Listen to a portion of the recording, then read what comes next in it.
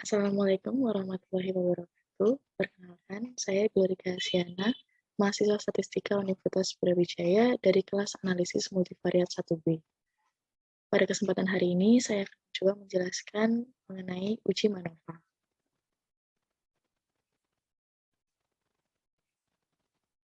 Apa saja yang akan saya bahas pada kesempatan kali ini, yaitu pertama ada definisi mengenai MANOVA, kemudian asumsi yang harus dipenuhi dalam uji MANOVA, yang ketiga mengenai tabel MANOVA, keempat mengenai pengujian dan statistik uji, dan yang terakhir mengenai studi kasus.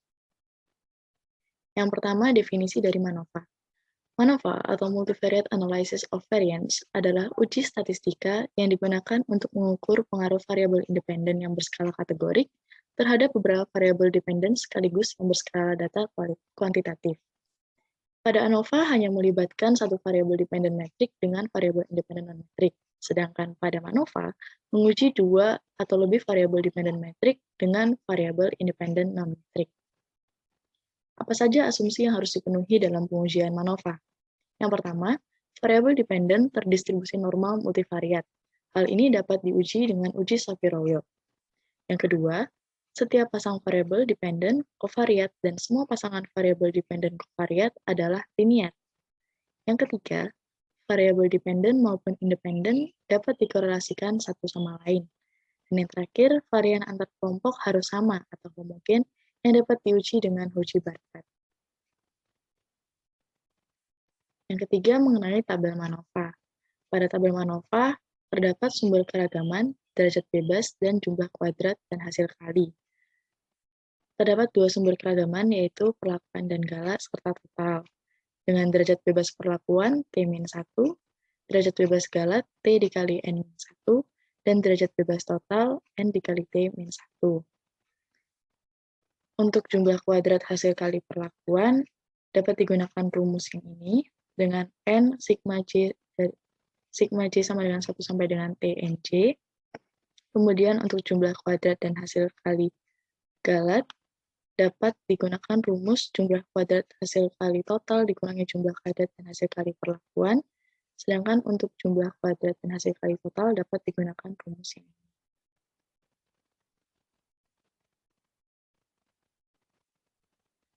Kemudian, tahapan pengujian dalam MANOVA.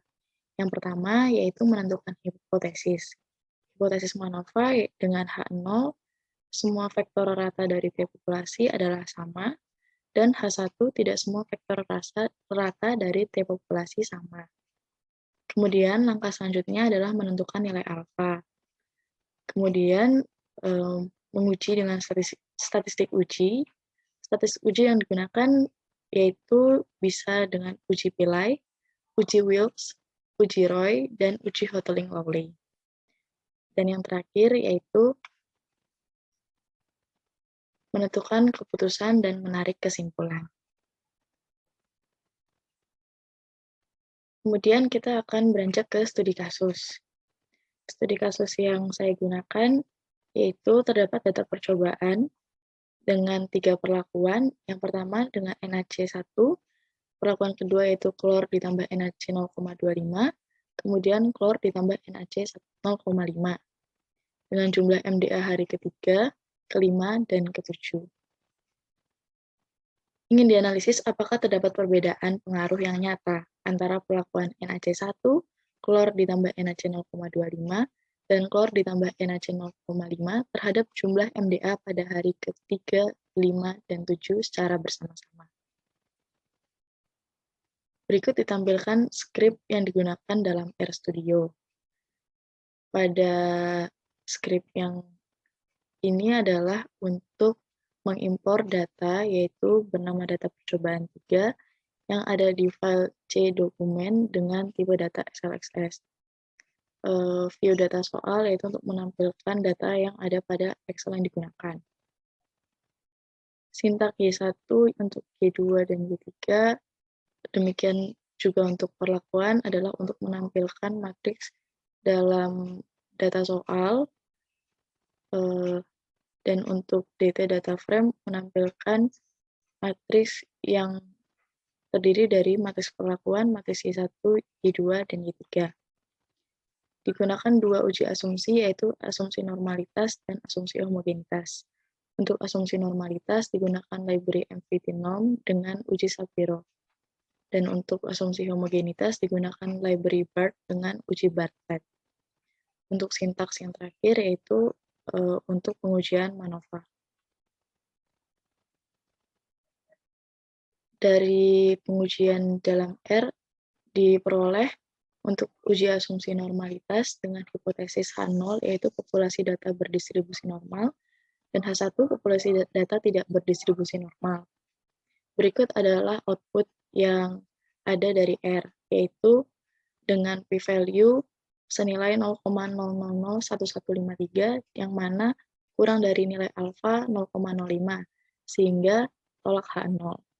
Maka dengan taraf nyata 5%, terbukti bahwa populasi data tidak berdistribusi normal. Maka asumsi normalitas tidak terpenuhi. Kemudian untuk uji homogenitas dengan hipotesis H0, varian data bersifat homogen, dan H1, varian data tidak bersifat homogen. Berikut adalah output dari R, dengan p-value 0,1597, di mana lebih besar daripada alfa 0,05, maka terima H0. Maka dapat disimpulkan dengan taraf nyata 5%, varian data bersifat homogen. Berikut adalah output dari uji MANOVA pada R, di mana ini adalah output untuk uji Pillai, untuk uji Roy, output untuk uji Wilks, dan juga output untuk uji Hotelling-Lawley. Dari output tersebut diperoleh untuk uji Pillai sendiri terdapat p-value sebesar 0,2216 yang mana lebih besar daripada alfa 0,05 sehingga terima H0. Untuk uji Roy diperoleh p-value sebesar 0,000567 yang mana kurang dari alfa 0,05 sehingga tolak H0.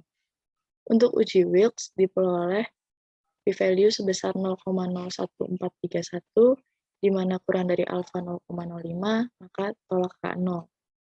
Dan untuk uji Hotelling-Lawley diperoleh p-value senilai 0,003518, yang mana kurang dari alfa 0,05, maka H0 ditolak.